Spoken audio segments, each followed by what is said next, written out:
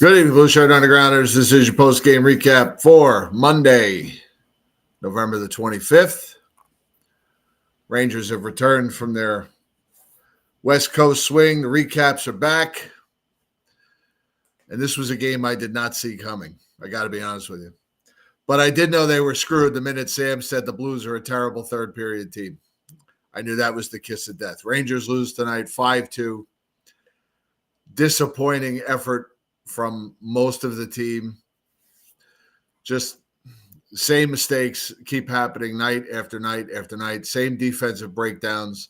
Same players making the same mistakes over and over and over again. I don't even, one part of me says, well, they can only get better, and then part of me thinks they can only get worse. It can get worse. It can get worse than this. They've lost three in a row now, right? 3 in a row. They've lost 5 out of the last 11, 5 out of the last 10. They're 5-5 in their last 10 games. Mired in 4th place. Heavy schedule coming up. I don't know what's going on. I was hoping Eddie was going to join me.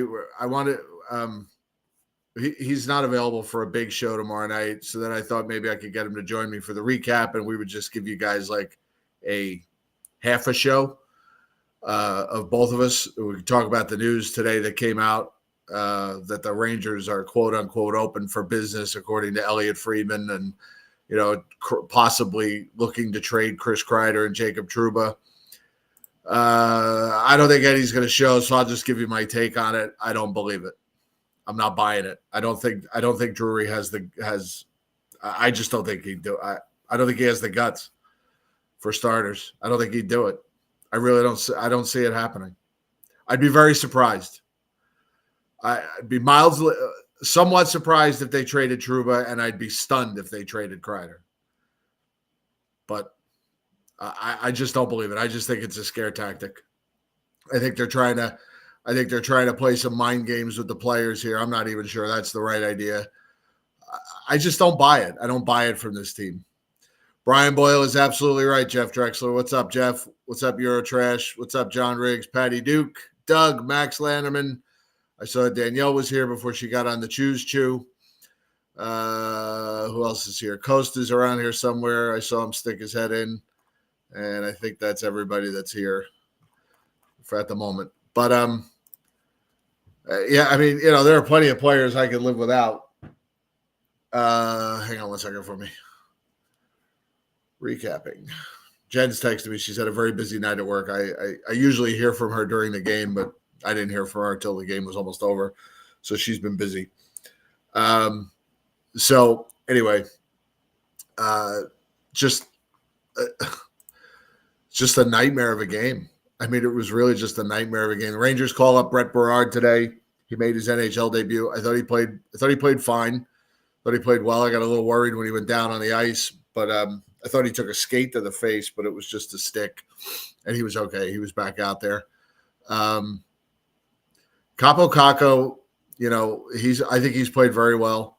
We talked about it last week on the show. He's headed for a 50-point season. So is Cooley. Cooley scored 2 goals tonight. Could have had a third. He just seems to be getting better every night. And but they've got too many guys on this team just are not playing well. There's too many. Way too many. Trouba, Keandre Miller, Ryan Lindgren, all not playing well. Zibanejad, Trocheck. The spotlight's kind of been off Trocheck because we've been focused on Zibanejad and the defense, but Vinny Trocheck has really not been very good. Even his faceoffs, I think, have dipped. I haven't actually looked at the numbers. I'm just merely going by eye test there. I think he was decent tonight on faceoffs, and the Rangers overall as a team were good on faceoffs. But how do you get outshot by the Blues 43-29? The Blues, who are so bad they just fired their coach, playing their first game for Jim Montgomery. You give up 43 shots on goal to them and 4 goals. Unfocused. That was a word I used in the group thread. There's Danielle. texting from the train. Rempe, that penalty he took, that was dumb, but whatever. He's not the problem. They got bigger problems than Matt Rempe.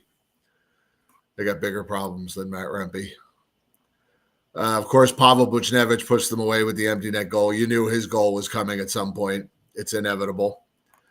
Again, they were outshot 43-29, 19 giveaways, 23 hits. They were out hit tonight.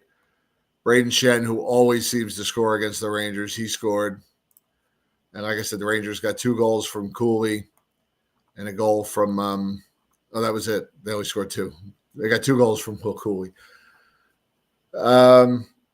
Bright spots, I guess Zach Jones continues to impress. I said 2 years ago there was probably Zach Jones had no future with this team, and be careful in the tunnel, Danielle. That's where the bad stuff always happens in the action movies. Now I'm not so sure. Maybe Zach Jones does have a future with this team because a lot has changed.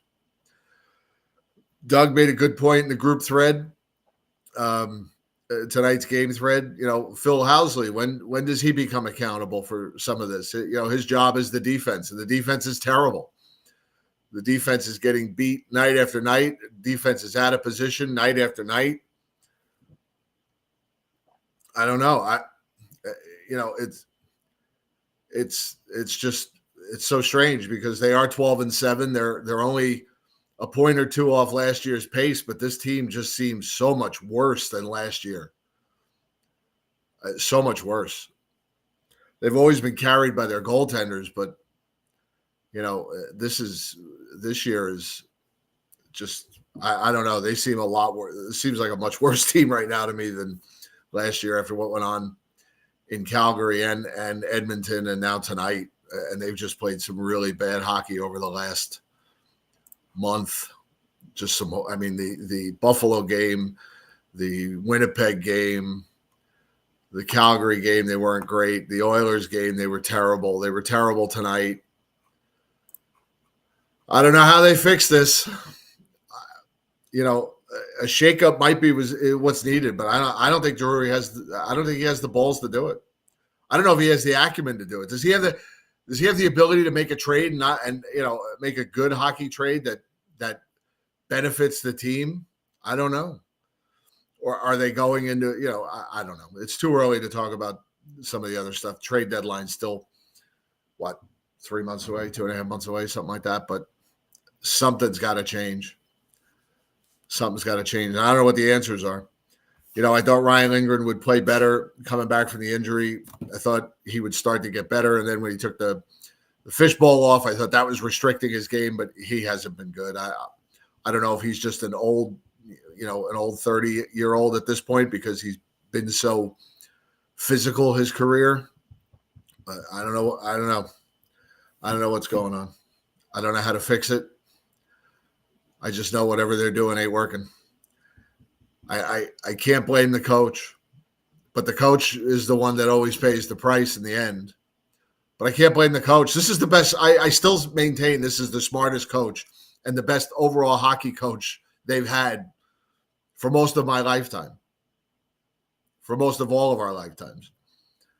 And how many chances does the same group of players get? How many coaches? I mean, what's next? This is the coach they asked for. Again, I said it yesterday in one of our threads. This is what they asked for: a coach that would hold them accountable, a coach with a structure, a coach that would be demanding. And now they've got it, and they're not responding to this either now. But again, this is also we're also looking at Laviolette's. This has kind of been his pattern. First years, the teams are lights out, and then they tail off.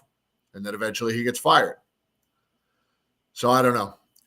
I don't know what's going on, but they got a lot of work to do and not a lot of time to do it because they got a lot of hockey coming up. Holidays coming up. They got 3 games in 4 days starting Wednesday. So I don't know. They gotta figure it out. God bless them. So I don't know when our next big show will be at this point because, like I said, Eddie's unavailable tomorrow night. Wednesday night, there's a game. Thursday's Thanksgiving, obviously. Friday night, I don't know. I don't know. If Eddie's around Friday night, I'm probably around. But, then there's a Saturday afternoon game, and then they're off on Sunday. But we're not doing it. Sunday's our Thanksgiving, so I can't do a show Sunday. But I don't know, man. It's Will Cooley and pray for the goaltending. That's about all. That's about what the Rangers are down to right now.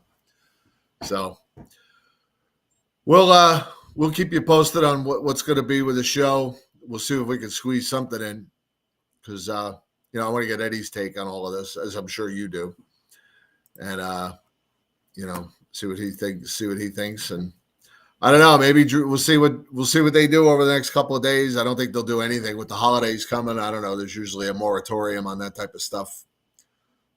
Although maybe that's just Christmas. I don't know. We'll see. But for now, that's all I got. 4th place, 12-7. Pretty average hockey team right now. Something's got to change. But since we won't see, I'll see you Wednesday night after the game. Maybe I can get Eddie. Maybe I get Eddie to join me for the recap. We'll try and do I don't know. Maybe we could do that Wednesday night after the game. I'll see if he'll join me for the recap. We'll just do a show for you guys. Keep it just for you guys, and then I'll make it public for everybody else, like the next day or Friday or something. I don't know. I'll talk to Eddie. But if we have the time and we're available, we'll do it. But one way or the other, I'll see you Wednesday night after the Carolina game. All right?